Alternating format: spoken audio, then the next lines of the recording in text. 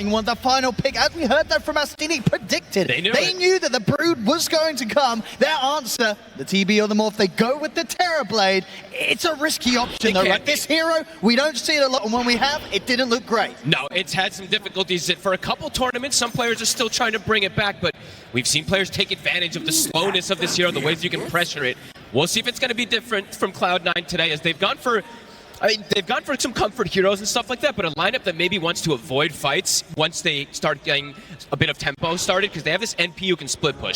They have these illusions that potentially are going to get all split pushing as well too. So let's see how these lanes end up going down and what matchups we get to, because I'm seeing Marley's parking some webs here for now.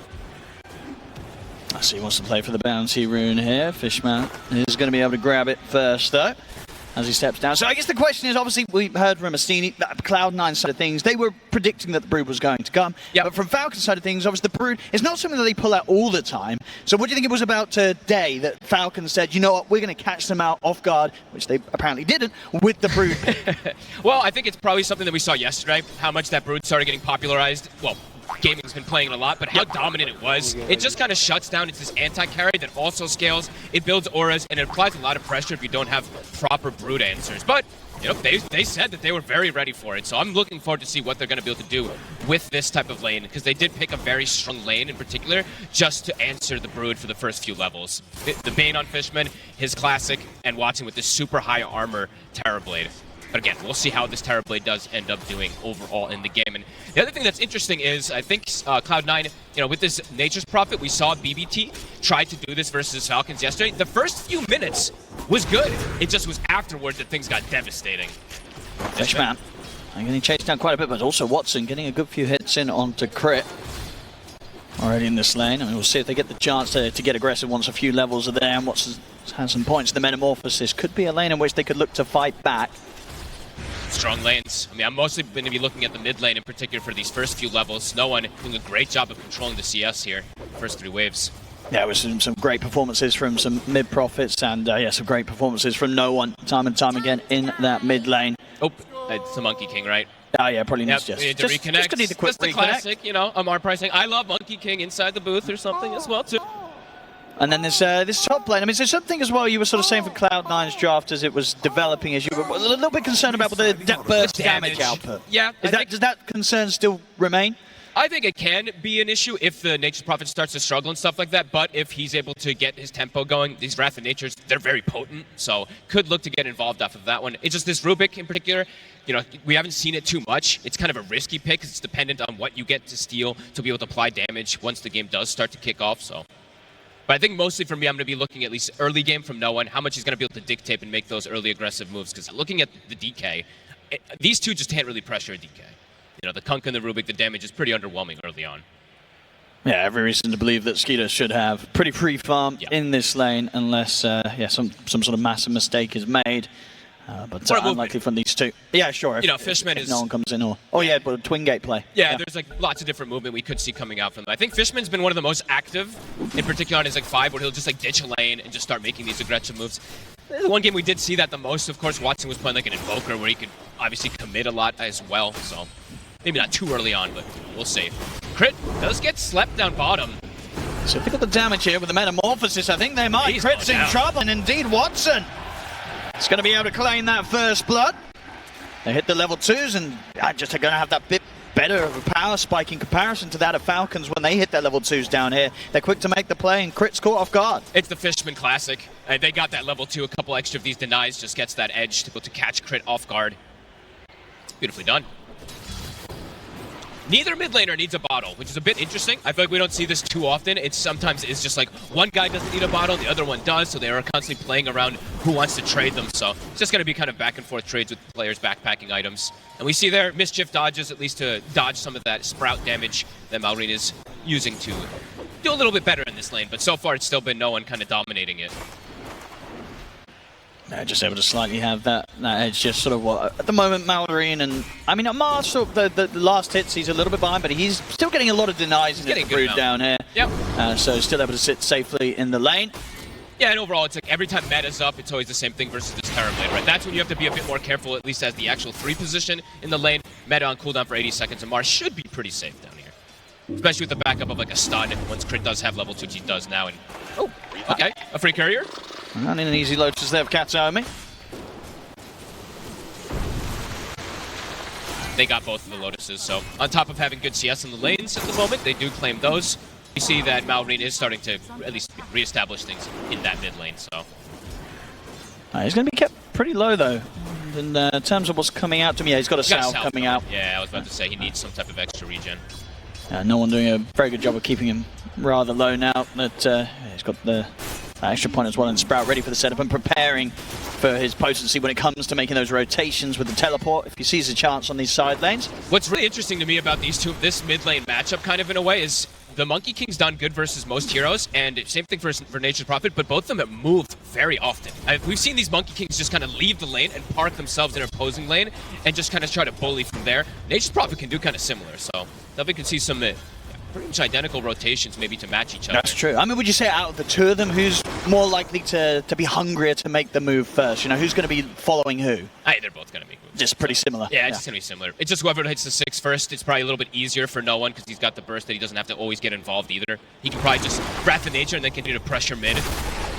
Because that pressure for the mid, it does start to kick in once this tree is getting these extra hits on. See even a glyph used just in case for just a few hits because there was this double wave under the tower. And as the lane continues, especially this bottom lane, Amar continued to do a very good job with the denies. Absolutely. You know, up to 18 and 12 against the 19 and 6. It's close, but Amar certainly having the slight edge here with the amount of XP he's taken away from the two of them. He has yet to show that ability that he's going to skill as well, too. He's only got the webs at the moment, so hasn't even been using his incapacitating bite or anything like that to mess with them. Yeah, super strong laning from him so far. And what situation manager, when they sort of talked, I mean, we had Astini talk about their confidence in picking the Terrorblade against the Spider, against the Brood. Was that with expectations for them to be able to make the Brood's lane hard, or is it outside of that where you would imagine they feel the Terrorblade's strength lies in this matchup? I think it's just overall across the board in the game. But maybe perhaps a little bit, maybe he thought he was going to go a little bit better here. Yeah. Samar, I mean, 15 is quite a lot. It's a lot, yeah. But that's a risk, you know, we talked about the risk of Terrorblade in general, right? Some players still like to play it, but it's not been having the best win chance in these last few tournaments in particular. It hasn't really gotten too many buffs, so see what Watson's going to do with it. Yeah, all in all, across the board, nobody getting even completely left behind in farm on these first few minutes in the lanes. Relatively close stuff. 6-minute power rune. No one, he's got the ult. Malrine's actually getting active a little bit first, but there's going to be that match from either the Wrath of Nature or a TP. He's going to want to hover around as you're saying to the power rune spawn, see if he gets lucky with the top spawn of it. We'll see. It's going to be something nice and aggressive, like an amplified damage or a haste rune, ideally. It's just going to be the shield rune. Does he make it? Looks like he should. Can he kill it in time? No, he can. Nice. So nobody's going to be getting that one. Easy deny. Bottom lane. Instant move. They're going to make another play. Finding these opportunities here each and every time with the Metamorphosis to set up and catch Crit out a second time now in this laning stage. And they were a bit low just from that Wrath that he had thrown earlier. And now, the Metamorphosis is up to perhaps get some tower pressure here too. Up top, though. Going to try and make the play on the Snake King. He's got leaps at the ready. So he'll be fine under the tower. Turns with the arrow. Perfect. Beautiful angle. Gets the connection. And with the Starstorm coming in, they'll get the kill. Falcons strike back on the top lane. Without a setup there. Bottom as well, they're getting in under the tower. Fishman, he brings them out incredibly low. Won't quite have the burst to finish him off though, and Malrine has turned up. Fishman, is there any way for him to play his way out? This doesn't look like it, so Malrine will be able to come in with a rotation and pick up a kill for himself. 1-for-1 wisdom exchange, all things right in the world. We've been seeing a lot of games where these wisdoms are so crucial, especially in the first 7 minutes. It can be devastating if one of your supports gets these level 6 super late, so all things right in the world. Doesn't mean that we're going to get some perhaps normal level 6s, not these 14-minute level 6s that we've had a couple times. Bottom again. I mean, Amar's showed very low. He does have 2 points of the insatiable hunger if he's able to fight back, but he is not. He's not able to get anywhere close to anyone to get any hits in. Instant tip. Caught out there. I think, as I say, he was only playing that aggressively up the lane because he was relying on the potential of the insatiable hunger. At the same time, Fishman, he catches Crit again. The damage from that Wrath. Yeah. Burst him down low. Fishman with the finish of this bottom lane, despite the fact that Amar was getting good farm, getting good denies. These deaths, they're adding up. It's quite a lot of positive action that Watson's getting involved in. I mean, it's coming up to 8 minutes in, the Terrorblade, he's already got 3 kills. 3 kills and taking the tower is actually all important because now it's a lot harder for Amar as this Broodmother to fully like pressure, take control of it. It's also level 6 is going to be coming a little bit later than maybe he expected. Very good aggressive move coming out from Cloud9. That being said though, Skeeter is also top. Malrine as well is very high net worth. And DM... Good use there of the Exile by the Dragon, but he won't be able to hold back the rest of them. DM getting surrounded by the 4 of them as Malrine and Crit come in with the rotation. He's struggling and they've now spotted the stacks. Can they take them? And they're certainly going to be tempted to try. They've got the Jingu buffer for the next Boundless Strike. Malrine's going to try to stick around, but his tree's been cut. Oh, they saw him go up there, and they're ready to punish him for that with the Sprouts in. The Nightmare coming in time to stop the Boundless Strike. Big heal. Get it off, a full heal there as it connects onto the stack. And looks like Snake King, he'll be the one to get left behind. So Cloud9, they turn up and they make sure the Falcons, they won't be taking away the stack. And if anything, sure, it healed him up, got him out, but also helped bring the creeps down low. So it's even easier for Cloud9 to clear up. Love that they're matching. Just keep making the moves aggressively. You might end up losing your bottom tower because you have to rotate so many heroes out of it, but you do not want to give up these stacks to this Monkey King at this moment. So Amar will get space out of it. Let's see how much he's able to pressure the tower here with his army of spiders. It's pretty much going to go down. It's a one little rotation that you move away from these spiders. It's essentially just gone. So the big difference in this game really is going to start coming between these two offlaners. You're seeing a 1,000 gold disparity between them, but no one is having about 800 difference between him and that Monkey King. So his timing of that Maelstrom, it's fast. He's got it done already. That's going to be one of the faster ones I feel we've seen. 9 minutes 30. It's very quick. Very, very hot stuff here from no one in the mid. Which, when you're having maybe perhaps some like damage issues that the panel was mentioning and we were talking about inside like the mid game after these lanes break apart, having that earlier Maelstrom could be pretty important for him to get involved. Because now Watson, I feel like he's done his job of getting involved. He's got 4 kills on a TB early. Now you kind of want to do your own thing, let your team control the map and make the aggressive moves for you. He can just keep sending these illusions to farm and push out the lane that the spider shoves in. Looking for that 10-minute power rune. It's going to fall into the hands of Malrine. Pretty big one, too. Can he make an aggressive move with it? Looks like it's just stealing some stacks, getting these neutral items finished up. Yeah, it's going to be difficult to find Watson at the moment, farming in a very safe position there down on the bottom side of the map beyond the tier 2. They do have one of these, I would say, kind of sneaky wards that we've been seeing more teams play, so it will be at least spotting the exact position that he's in, so information being given. Crit, very close to finding the level 6. Just trying to pick up some solo XP on the bottom lane. Both teams are just trying to maximize, it seems like. Crit, yeah, as you said, playing bottom, Broodmother's just jungling, Monkey King stacking / jungling. Fishman looking to make a bit, I mean, this is, I guess, just him hitting a tower and being a little bit cute up here, but won't be able to make anything of it. Falcons, I think they'll be very ready to get Skeeter involved in the fights now, because the Blink Dagger's coming out for him. Just like last time, I heard Amira was talking about how aggressive that they could be because they have these pairings that they do tend to do with these drafts for Falcons, that they can just bring so many different varieties of heroes to be able to set up these type of ganks. So yeah, having this Blink early, they're going to smoke. Level 6 are hit on the supports too, I believe. Maybe Crit's still a little lacking, but Solar Flare's online. Fishman also does have the 6, so Fiend's Grip is at the ready. Same thing for Kitomi. See if they can react in time. Oh, so the big catch would be either Watson or no one right now. No one. Stepping back over towards the mid lane. Falcons holding the high ground. They might see Watson step up here. Watson, he's not going to expect this. The Dragon Tail opening is there. And so if they can chain stun him down, they can. Boundless into the arrow. Leaves no chance for any sort of stun to play. And even if he did, he actually didn't have a point in it yet. Not yet. Nothing he could do there to get out of that one. A successful smoke, and now maybe more. They're going to look for the setup in the mid. They get the Dragon Tail. The Sharpshooter comes in. They get no one as well. Falcons, they'll be able to turn with the Boundless and catch out Fishman on top of it as also. The Falcon specialty. I mean, Skinner, as you said, when he can start getting involved early on, the way that the map just starts to close off quickly. 12 minutes in, very quick aggressive moves, catching 2 big cores. I mean, yeah, it doesn't get better than that for them. They get the carry, they get the mid, they get a support on top, they get the mid tower. And now what more could you want there with a Blink Dagger reveal from Skeeter? Perfect stuff. And now they've got the Brood with the mech. And we were talking about, at least I was looking at the comparison between him and DM. There's a massive net worth disparity between these two offlaners who DM could struggle to get involved in these early fights. Yeah, he's falling behind big time. He's got to farm the stack, at least help Watson finish it off. But Falcons, after the lanes break off, it's similar to yesterday. Just the way that we saw versus BBT. Yep. They had this good early 12 minutes, and then things just snowballed out of control. So let's see if Cloud9 can slow the pace of the game down and not just keep hemorrhaging kills. The Skeeter, he's looking for it.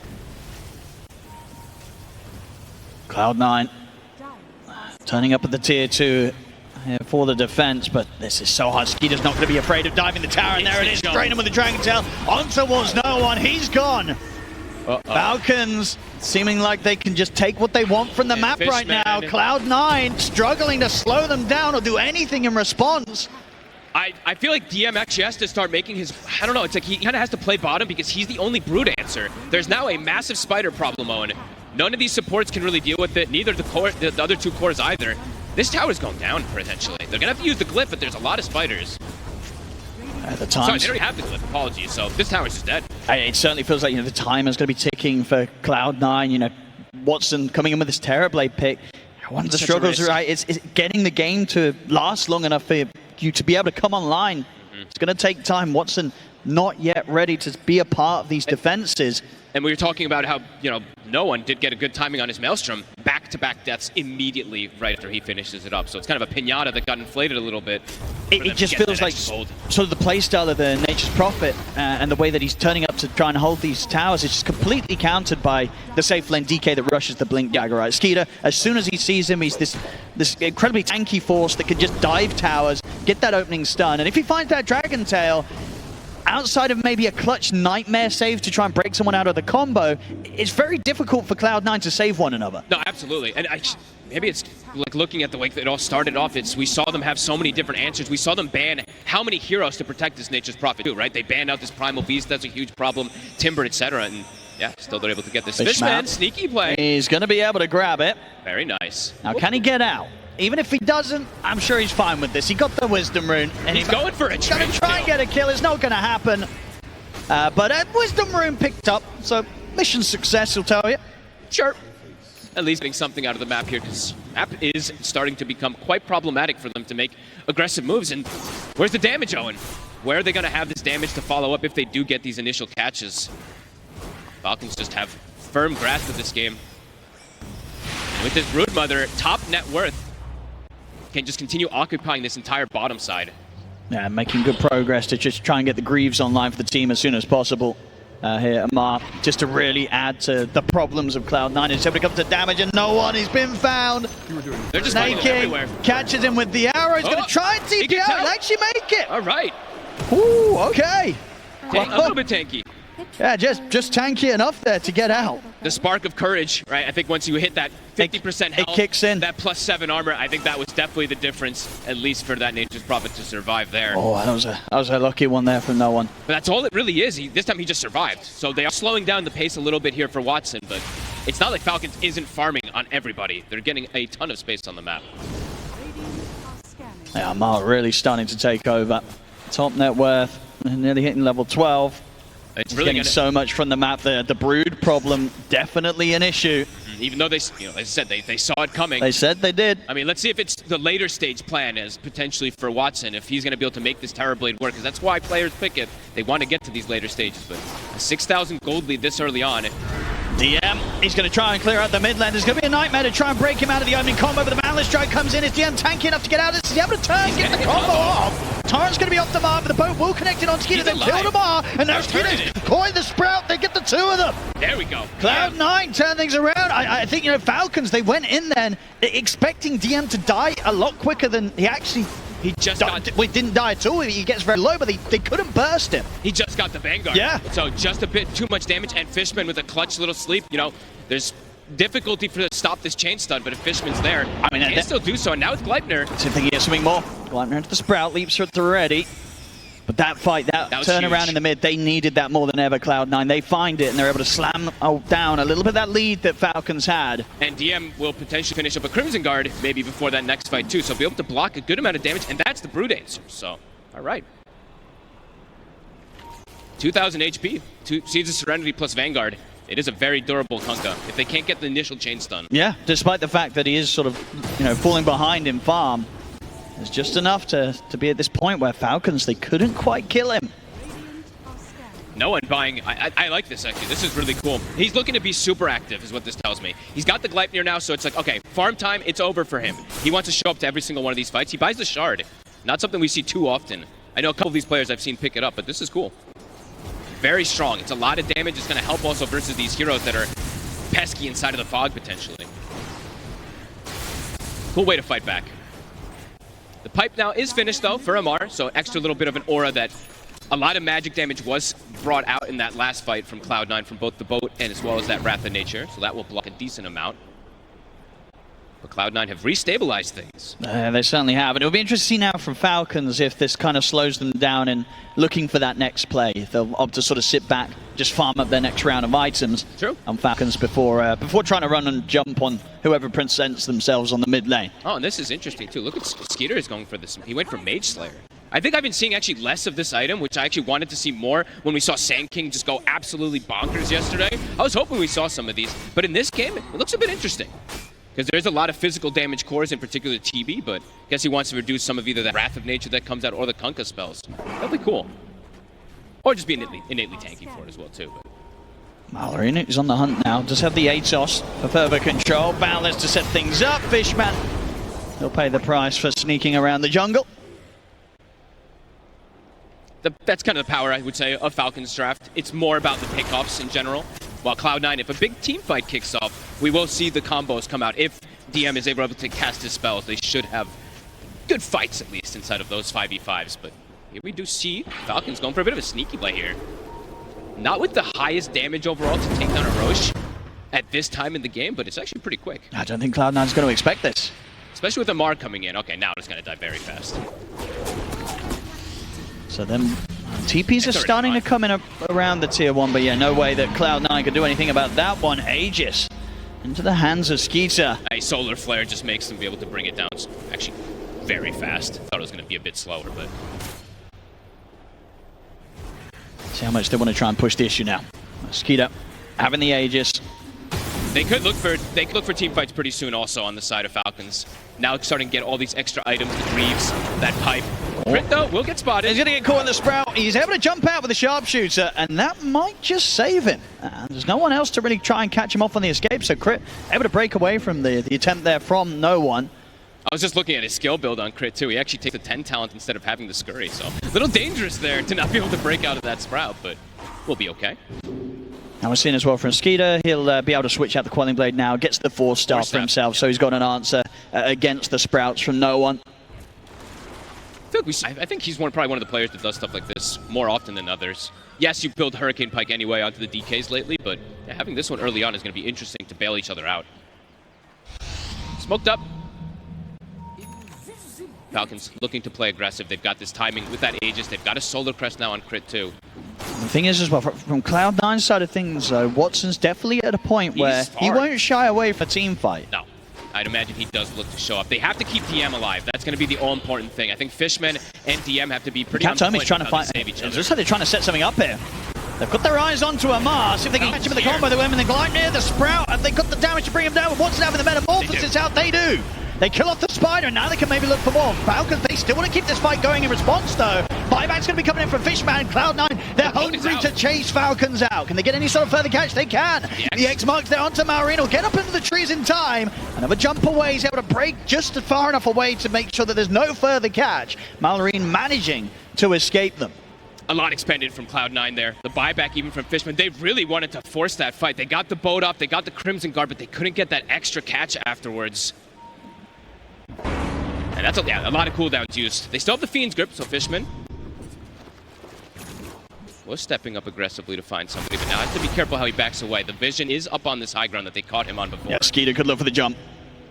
And he will. He's in. He's going to be able to find a quick freebie here between the two of them. So that's going to be Fishman out for quite some time, out for a full minute. That's a long one. Yeah, that ward actually caught him twice. So he literally died just to the right of it before the fight kicked off when they caught Amar. He does get caught again. But in the meanwhile, I mean, Watson and no one, they're splitting up. They're getting farm anyway, so not the worst case scenario. You're losing this Bane by any means. And close to BKB for no one, so a little bit more liberty for him to potentially protect himself. There still is a ton of chain stun, but if he can get slept, then he can pop the BKB in a lot of these situations. Should be able to survive. Definitely seeing, though, with the minutes passing and the fact, as you say, that these two stay at the top, you only got to imagine that from Cloud9's perspective, they're going to be feeling pretty happy. That little bit of a turnaround and hold on to taking away the momentum that Falcons were building up in that mid lane, yes, stabilizing the game. That's definitely given them the platform now for which this Watson Terrorblade could really become quite the beast. Yep, and I think a lot of us are hoping to see what he's going to be able to do. Is this hero actually able to match and be that strong in these later stages, since he's actually getting to farm on it? So many games I think we've seen in the past few tournaments, it just doesn't get online. So we're in for a treat here. Top tower is under attack. Do they want to try and look for a fight outside of the base here? They're grouping up. Cloud9, they do. The smoke comes out. They've got a mech of their own also. They have the Glimmer and the mech on Katomi, so this is an interesting approach from him. It's going to be into the remnants of this Aegis, though, as well. The Aegis still there for 1 minute on Skeeter. Cloud9 going to see Marine jumping through the trees, but he's able to get away before any sort of catch comes in. As we'll let Falcons know that Cloud9 are looking for a bit of a sneaky play, so Falcons start to back off. Playing the vision. Skeeter still has Aegis. It's not a tempting target for them to fully commit on, so they won't. It's dangerous to poke like that as well, because they have so many chain stuns. You have to be careful how you show yourself on, especially on DM, because he doesn't have BKB. Yes, he's tanky from the Crimson, but has to be a bit cautious. Map continues to be split up. They don't find any sort of kill with that play, Cloud9, but they do push Falcons away from taking the top tier 2 at this moment with the Aegis. As Falcons split back up across the map. No one. He's got to be careful. They get the jump on him, but he has got the BKB. He's going to try and stand his ground here. And holding them back with the Sprout's not going to work. And Mars able to stay on top of him, take him out as no one caught out. He probably thought I think he thought it was just one of them at first, and then he's like, oh yeah, I can maybe potentially turn and fight this, but no, it's 2, and another Fishman. And he's also going to get caught. Got the bounty rune, but it will cost him his life as Amar, Skeeter, and Malorine claim another. So Falcons starting to once again get these little pickoffs here and there across the map. DM is going to just try and do his best to cut the waves here in the mid. He's going to have to come back a little bit earlier here. I think he gets a bit spooked as Falcons are sweeping across looking for him. Yeah. Skeeter, he's going to get the Dragon Tail opening. He's got a shield rune. And he's pretty tanky, DM. And looks to be tanky enough that Falcons won't look to fully commit on him. They'll turn for the easier kills. Go for Katomi, caught outside of the high ground. Falcons, you give them any sort of little bit of a slip up, they start taking a lot from off the back of it. Kind of 3 kills back to back across the map. They're now pushing down the mid lane, taking your tier 2. These ganking combos, Mira mentioned it. She said on the panel, just there's so many different ways for them to set up kills if people are split up. And like Cloud9's lineup, it is just about constantly splitting up. When you see a TB Nature's Prophet, this is like days of old from Dota 1, where you used to see all these heroes just constantly split put until they can get to the point where they're super strong. But Falcons, they're getting a lot of pickoffs. These do start to add up quite a lot here too. Seeing DM, he's falling further and further behind. He can't get involved. So it's kind of turning into this maybe dual core versus a tri-core potentially that Falcons is starting to build up, and maybe even more than that because they do have a Mirana and Hoodwink like we saw yesterday also be able to scale. I don't know if we'll see Snake and go that satanic. I was gonna say, are we getting a satanic build again? Or? No, not in this one. Maybe. I mean, maybe if it gets to these like super late stages or something like that, but you got to imagine that as well for Cloud9 when they do run something like the Terrorblade. This is one of those heroes that can carry a game even if there aren't kind of 2 other cores on the same level of farmers in, right? This is a hero that eventually should have the potential to 1v9. It should, but yeah, I mean, we'll see. Because they are getting, more and more answers. I think they actually sniped that courier, right? That was almost a full Crimson Guard, so that's actually a pretty big deal. Amar not going to have that one for the next upcoming engagement. No one. Does have the BKB TP out. Yeah, doesn't mean he won't have it for a second here as Fishman. Always going for these kind of crazy plays, I feel like. They've got the Gleipnir set up. Snake King trying to close the gap to see if we can find the follow-up control. Fishman will turn with a Nightmare, but Skeeter's there as well. It's another death for the Bane. They're getting picked apart. Just anywhere they go, anywhere they sort of reveal themselves alone, Falcons immediately punishing them. It's starting to add up these kills that they're feeding away to Falcons. The mobility on Falcons just feels to be too high for, I just keep watching DM. He's like trying to run around finding anything, but they're just constantly all over the place. The Monkey King's jumping around. There's a Mirana that's super quick, a Hoodwink and a Brood. They're just making these moves constantly, and it's applying quite a bit of pressure to everybody besides the NP and the TP. They keep having to use like BKBs to TP out, so it still is pressure that is being applied. And now at the smoke, looking to swing across the map. It is a timing that Watson gets. He's got a full life Scotty. Falcons, they want to try and catch Cloud9 whilst they're split up, so they can get the jump onto no one. He's going to get caught by the Dragon Tail, pushback to pull him as BKB still on cooldown. Get the Nature's Wrath off, and Watson's going to turn up and try and help out. Now look towards Skeeter, but Skeeter's incredibly tanky. Snaking will get dragged back by the tidal wave. Marin, he's coming with the side with the Wukong's command. He's ready to try and get this team fight going. Fishman will stand his ground, the Fiendkin, but he's in the middle of the Wukong. Now he's got mana. As the Wukong's command kills him off, Mallory with the BKB is now going to turn his attention over towards Watson. Watson, he's very hard to tackle, as in fact Watson, he's ready to try and bring the fight back towards the Monkey King. Off to the side, Katsomi holds back Skeeter, but Skeeter gets forced forward, forces himself forward, closes the gap. Another X marks to drag him back, keeping Katsomi alive there. DM trying to keep Skeeter held back. I mean, Watson, he's trying to find the chance to hit no him, split up, but he's kind of getting kited at the moment, and indeed no one back on the front lines. He gets killed off. Watson turns towards Amar. I mean, they're just dancing. They're kind of just toying with them, moving around them in a way that Cloud9 just can't get the hits in. Watson, he has to bail out. He's going to try and TP him away, but Skeeter's in with the Dragon Tail. Bushwhack to follow things up. Falcons, they're making this fight so difficult for Cloud9 to play, and now Cloud9, they've just got to run. Katsomi's going to get chased down by Amar. Snaking is into the trees, leaping away, but the Starstorm finds him. Watson's left alone. Falcons, they'll take the team fight. I mean, They lost nobody. They were desperately trying to make some sort of move. You saw sort of Watson walking all over the place, but he was getting completely kited. That is a full duration meta fight that he can pretty much get nobody. Well, Snaking died, sorry. So Snaking did die at the beginning of it, but that was everything expended, and Falcons just danced on them. They really did. That was insane team fight, just coordination that came out from them. And playing around that vision from the initial catch allows them to just play dominant. Cloud9 just got split up. No one starts chasing one target. Watson can't keep up with him, and it's that mobility that's really a problem. Huge fight. Falcons now blowing the game open. A 10k lead. Roche is up. That was the timing also that Watson, he just had got his Eye of Scotty too. It's like his big item timing. But you just see they kind of just played around it and danced. Yeah, he just can't stay on a target. They get the setup, as you said, to catch on to Snaking. To start things off in a way that, you know, you've got to imagine from Cloud9's perspective, it's like, great, we got a kill, let's go, let's keep this fight going. Fishman just not standing a chance in the middle of the Wukongs, and yet you'll see Watson, he's getting a fair few hits in, but he just can't quite stay on any hero long enough to kill them. And they're just very durable, right? Malrine still had the Wukong's armor. Even at the end there, he gets solar crested up. And then this is the point when it starts to be pretty much disaster. Everybody split all over the place, going for different targets. And then Falcons, like low cooldown stuns, really start coming into play. Because they can just keep throwing out these stuns, controlling these heroes. And it becomes, yeah, massive problems for Cloud9 very fast. Maybe it's just sort of a bit of miscommunication there. You know, the point where no one's kind of at the front getting gone on by Malrine, that's at a stage where Watson's already started to walk away from that side of the fight, feeling that he couldn't have the chance to keep chasing.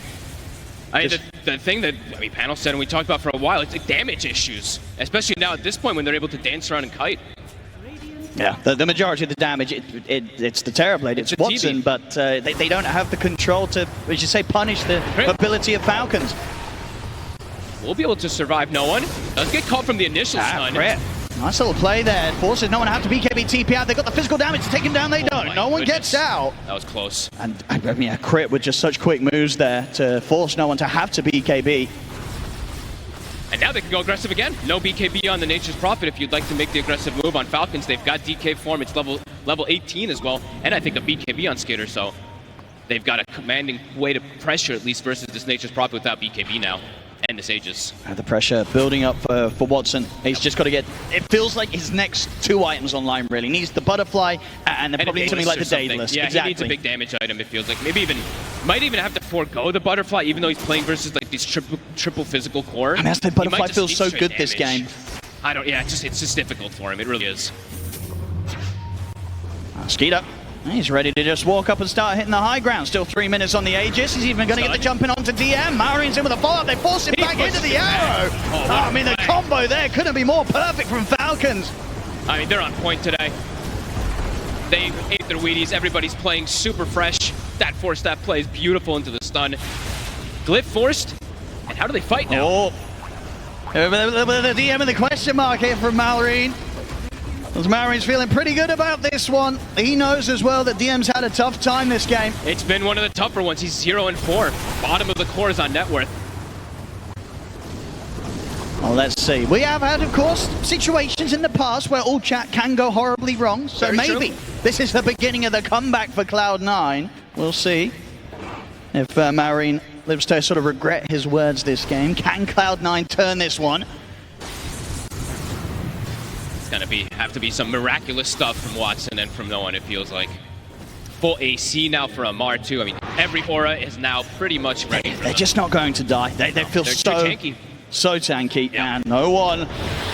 They found him. He's got the BKB TP, and at this moment, at least, nothing to be able to stop that play. Immediately, a Basher's queued up from Malrine. Yep. Instantly. And yeah, you see this win probability. They've just been able to kind of run around the map, win every single one of these fights, besides that one mid fight, pretty much in particular. Yeah, that was the only slip-up. It really was. And just, it's so many pickoffs that they're able to do with this type of lineup on the map. Yeah. Anyone who shows. He's trying to clear out waves with the X-Mark play. They're going to have the damage to kill him rather easily as well. He does have buyback available. They need to use it if they want to try and hold on to at least this mid set of racks. It's getting taken very quickly. The smoke will come out from Cloud9. The last hurrah. The mid racks are gone. Falcons ready to sweep over towards the top lane as well. They got to do stuff soon, Cloud9. I mean, Watson is he spending up? He's holding on to the 4K gold right now. And here's the buyback from DM. Falcons, got with the lightning. Noah's coming for the side, but he's immediately killed. He tries to start the fight off. They just turn, destroy the Nature's Prophet. The boat comes down for DM, lands onto Snaking, but Cloud9, they've got to get back up to the high ground. They can't take this fight. They just said GG, Owen. Okay, well, there we go. I mean, I don't blame them. We saw the chance of turning this one around. It was a little too low for them to fancy their chances in. GG is called. Falcons take game one. Oh, that was abrupt, but it did feel like it was potentially happening for a long time.